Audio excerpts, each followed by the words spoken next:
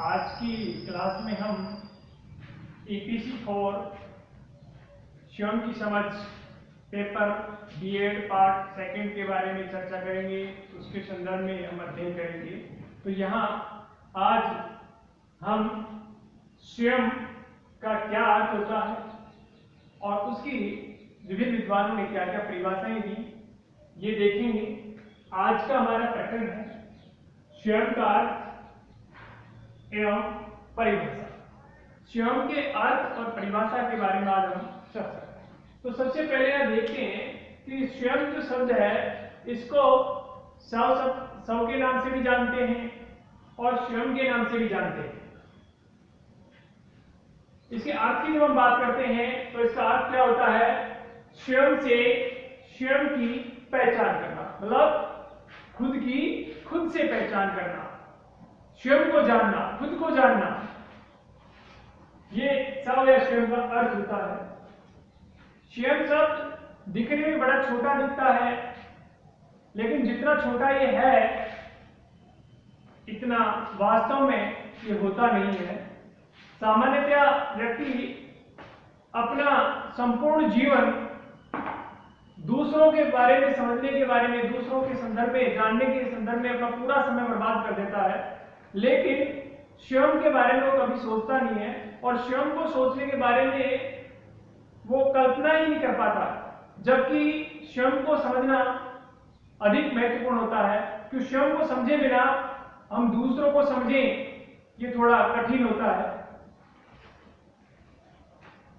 स्वयं के बारे में समझना एक स्वयं के बारे में वैश्विक समझता या पहचान के संदर्भ में भी हम उसको जान सकते हैं। मतलब एक खुद के बारे में समझना है, वो स्वयं के बारे में एक वैश्विक समझ भी हम कह सकते हैं, क्योंकि ये एक छोटा विषय नहीं है, स्वयं एक छोटा पहलू नहीं है।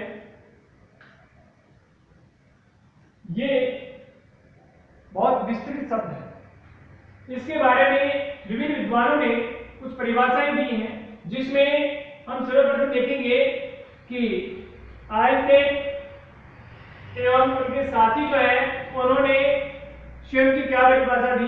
तो उन्होंने परिभाषा दी, अनुभवात्मक अनुसंधान में स्वयं का अर्थ, अनुभवात्मक अनुसंधान में स्वयं का अर्थ मूल रूप से उस प्रत्यक्षीकरण से है जो विषयी अपने ही संबंध में करता है। मतलब यदि कोई अनुभव प्राप्त करना चाहता है, अनुभव से स्वयं के अनुभव के बारे में यदि वो खोज करना चाहता है, तो सबसे पहले मुख्य रूप से उसे प्रत्यक्षीकरण होना पड़ेगा। किससे? स्वयं के संदर्भ में, अपने ही संबंध में उसको प्रत्यक्षीकरण करना होगा। ऐसा कहा आइंस्टाइन के साथियों ने।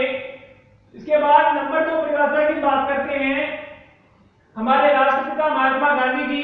तो इन्होंने स्वयं के बारे में एक परिभाषा दी और इन्होंने स्वयं के बारे में कहा कि यदि आप परिवर्तन देखना चाहते हैं तो स्वयं से शुरुआत करो। मतलब किसी भी परिवर्तन की शुरुआत हम यदि स्वयं अपने से करते हैं तो निश्चित रूप से हमें सफलता मिलती है। तो उन्होंने ये कहा कि सबसे पहले दूसरों के समझने की बजाय हमें स्वयं को समझना चाहिए और स्वयं से ही किसी भी परिवर्तन की शुरुआत करनी चाहिए।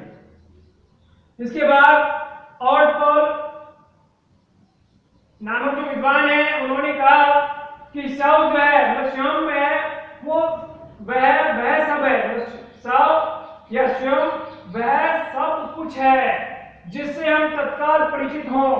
मतलब कह रहे हैं कि स्वयं एक ऐसा विचार है, ऐसी संकल्पना है या एक ऐसा पहलू है जिसके बारे में हमें तत्काल परिचित होना चाहिए, क्योंकि यदि इससे हम परिचित होने में समय अधिक लगाते हैं तो हम कहीं न कहीं अपने आप को पहचानने और दूसरों को पहचानने और बदलती परिस्थितियों के अनुसार परिवर्तन कर पाने में पिछड़ सकते हैं। तो उन्होंने कहा कि किसी भी कार्य को करने से पहले हमें सबसे पहले शीघ्रता से या तत्काल रूप से स्वयं से परिचित होना चाहिए। तो इस प्रकार स्वयं जो अर्थ है, स्वयं जो है इसका अर्थ और इसकी परिभाषाएं आज की क्लास में हमने देखी। इसके बारे में आगे की जो चर्चा है वो हम नेक्स्ट कक्षा में करेंगे।